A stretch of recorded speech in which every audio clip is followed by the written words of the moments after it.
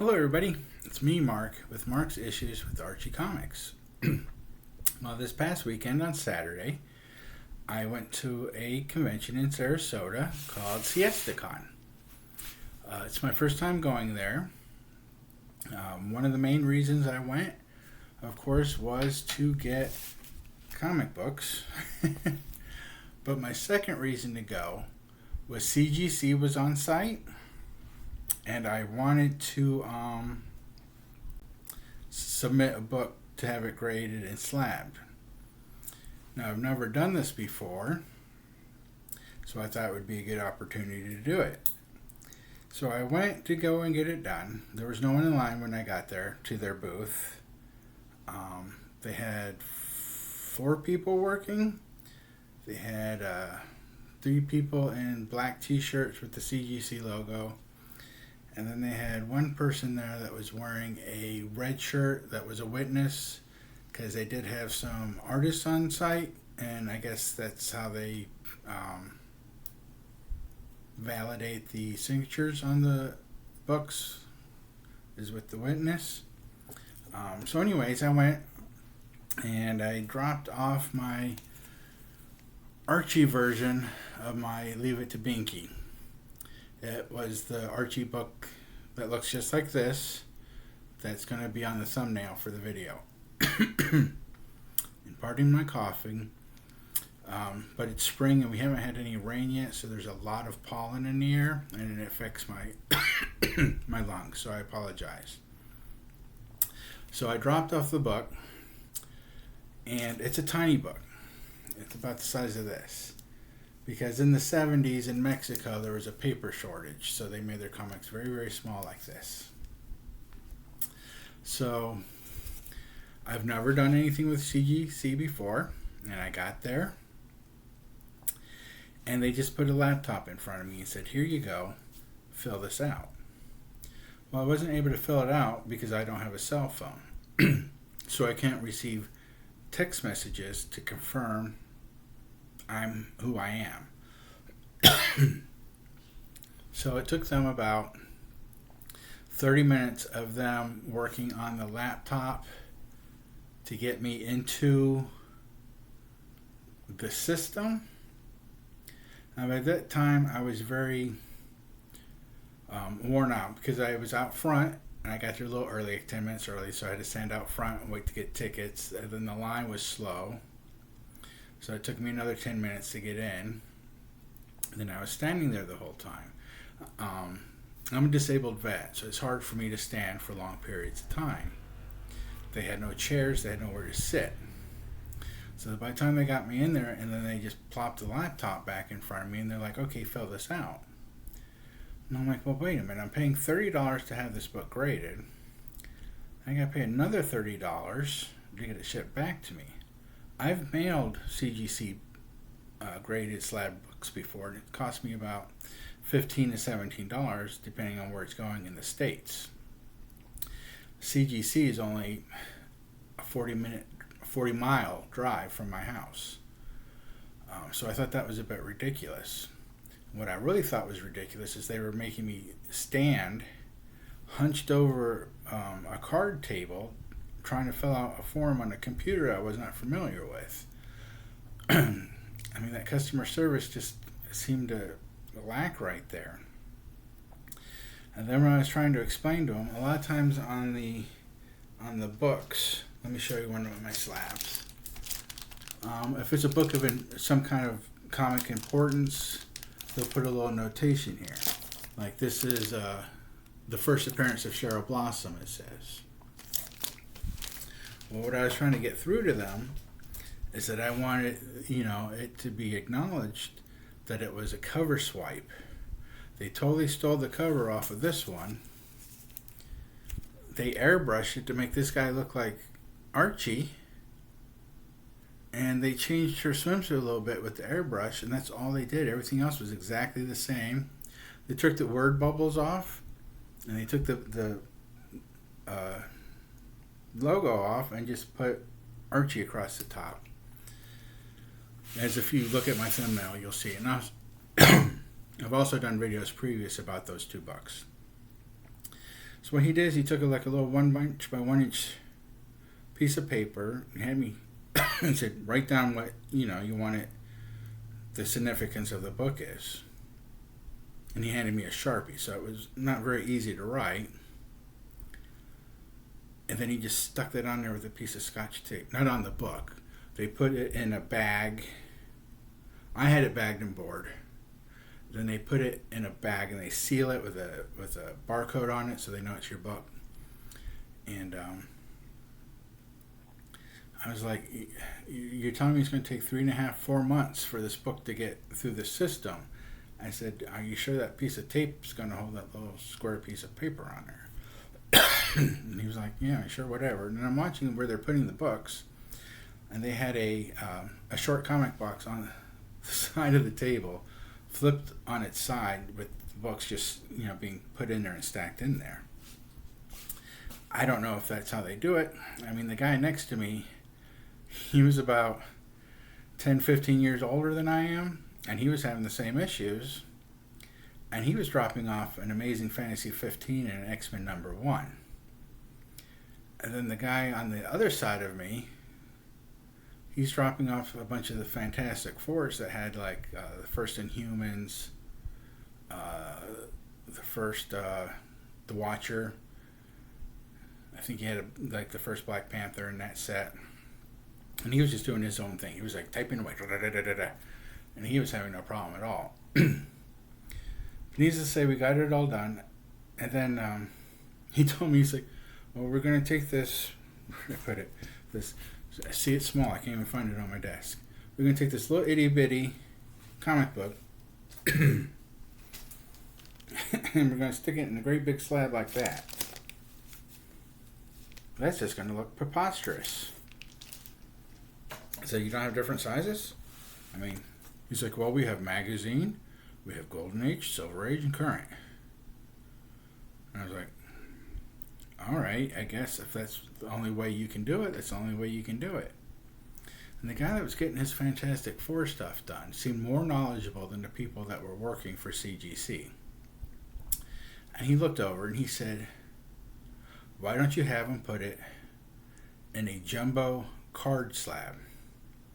I've never seen a jumbo card slab because I'm not into slabbing and I'm not into card games or collectibles of cards. And I said, and the guy that worked there looked at him. He's like, "You think it'll fit?" And he was looking at the book. He's like, "Yeah, I think that'll fit in a jumbo card book."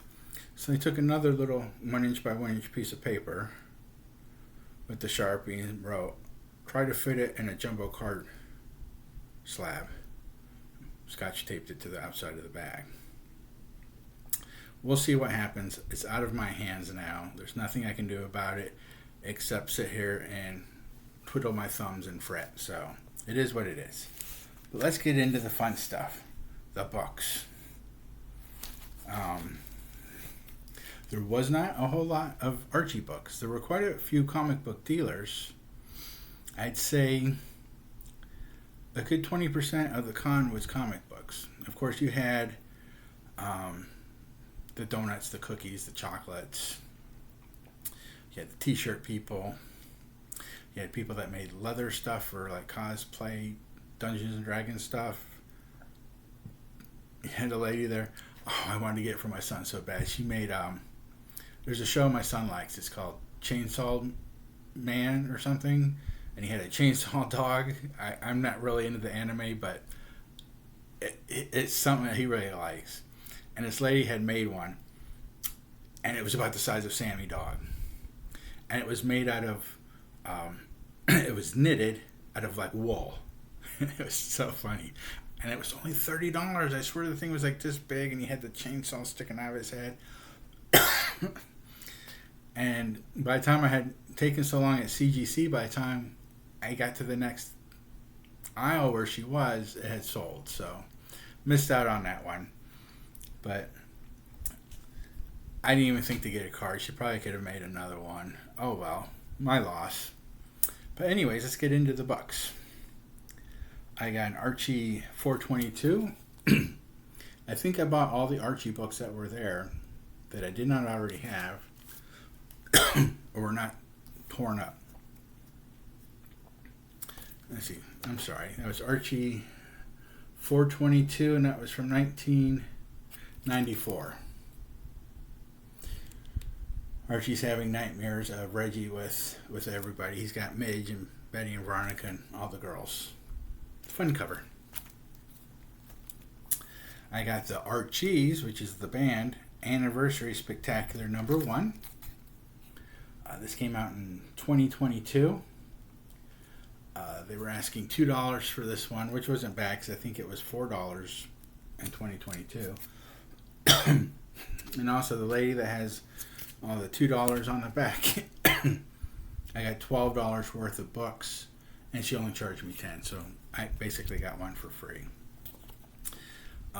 Someone at the convention, because I would buy something and they would stick it in a bag, and then they would hand it to me. So I guess extra Archies they had, like this one. This is a Reggie and Me 71, and it's totally beat. You can probably see the ripples, serious water damage. It's got stains. It's warped. It's warped all the way through. But what I'll do with this one is I'll read it, and then I take it down to my local library on the days where they have people that come in and read for kids, and I put it in a little free stack, and some kid will get it, and hopefully the hobby will continue to grow through the youngsters. This is another book that was stuck into the bag after I made a purchase because I was wearing my Archie shirt, so everyone knew I was looking for Archies. And Brittany, over at Comics Showcase Shop, was nice enough to get me one of these books, and she's mailed it to me. It's in the process of traveling all the way across the country because I'm on the East Coast and she's on the West Coast. But someone had stuck this in my bag after I purchased the books. So now I'll have 2 copies. So if anyone else missed out, just let me know and I will pay it forward. The next one I got was Betty and Veronica, Friends Forever, Supernatural Stories. It's a Dan Parent cover. This came out in 2022. It looks like a fun read. Kind of Archie and Scooby-Doo looking spooky cover. That looks fun. They had Cosmo the Mighty Martian #1 of 5. Excuse me. So I picked that one up. That looks like a fun read. I don't have any of the old Archie Cosmos. They're really hard to find. There was only 6 in the series back in the day. And I'm going to say that was in the late 50s, early 60s, so right between the Golden and Silver Age, somewhere in there. I got Cosmo the Mighty Martian #3. So now I'll have to find 2, 4, and 5. That gives me something to do. I got Archie's Pal Jughead #49. There's a Stan Goldberg cover. This is the issue right before Jellyby Jones was born. So that should be a good read. I picked this one up. There was a guy that had a nice selection of random Golden and Silver Age books, and he was really crowded, so I just kind of stood behind someone as they were going through it. Not to where I was like breathing on his neck and being creepy, but just enough where I could see if going through that whole long box, if he saw any Archies in there, I would know what area of the box so I could go in and out faster so the next person could read. But he had this one as he was flipping, and I said, "Oh, can you pull that out?" And he pulled it out, and he's like, "Oh yeah, this is the #1." And I said, "Oh, are you interested in getting it?" He said, No. I said, "Well, I'm interested if you could hand it to me, please." So he did. And this is Brother of the Spear #1. Now, I remember this book. I remember it a little differently, so it may have been a reprint. The one I remember was not Gold Key. It was a Whitman. So it was probably published a little bit later. But I had received that book on one of our great and famous cross-country family trips. We had a big Ford Crown Vic town and country something station wagon that was 22 feet long, and we would take it cross country to go somewhere every summer for some reason. I was little, I had to go, I was dragged along. Mom and Dad were in the front seat, and it was a bench seat that went all the way across. My brother and sister would be in the middle seat, and it was a bench seat that went all the way across, so it was like a 6-foot seat. And me being the little guy, the youngest, there was in the back where the flat part of the station wagon is, there was like a door handle, and you would flip it up, and there was a seat there. But you were looking out the back window instead of looking at where you were going. You were looking at where you were coming from, and it was quite boring. And for some reason, sitting backwards in the car makes me car sick. So we stopped at it was a Stuckey's. And I don't remember the Stuckey's that much, but I remember it because it's in a family story, and it comes up all the time in family stories. We stopped, and we got gas, and we got chicken from Stuckey's. It was like a KFC thing mixed with a truck stop. And Dad was in a rush, because he's always in a rush, time schedule. So Mom ran in, and she grabbed the box of chicken. It was like a bucket of chicken, but it was in a box.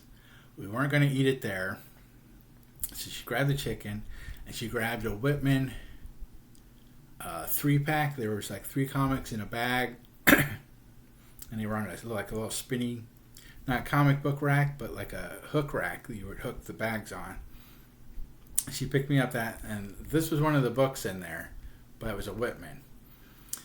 And we got in the car, and we had to be like 25 miles away from that truck stop by the time they finally opened up the chicken, and the chicken wasn't cooked at all, so we didn't get any chicken.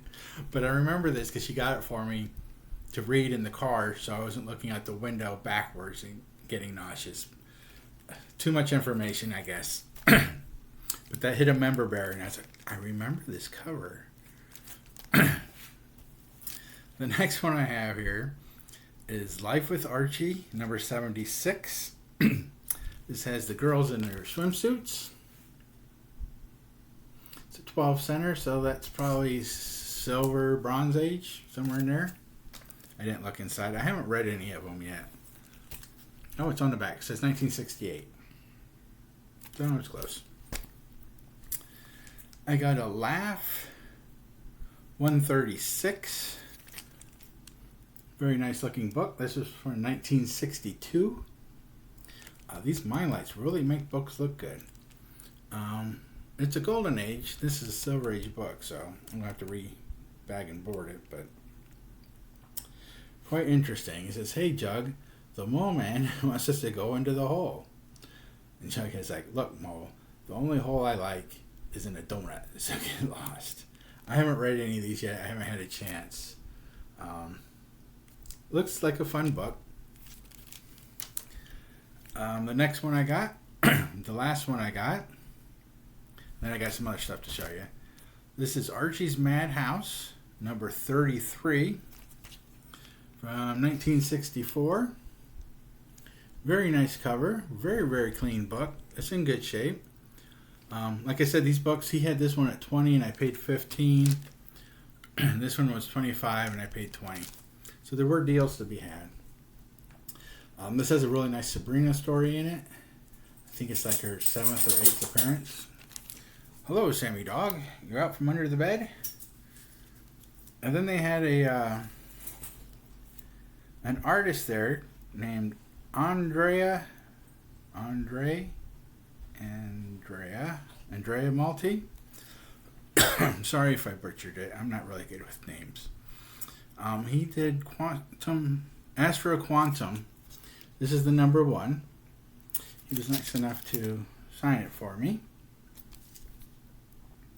So that was that. I believe that they're on issue 3. I have 2 and 3. I've shown them on my What's New Thursday because I bought them at my local comic shop.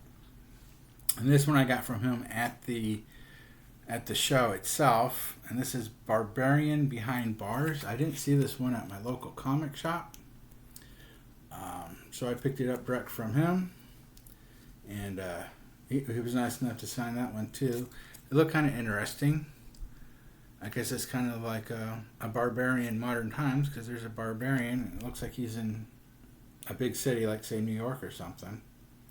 So, and I got that. So that is my haul. Hopefully, the CGC thing works out.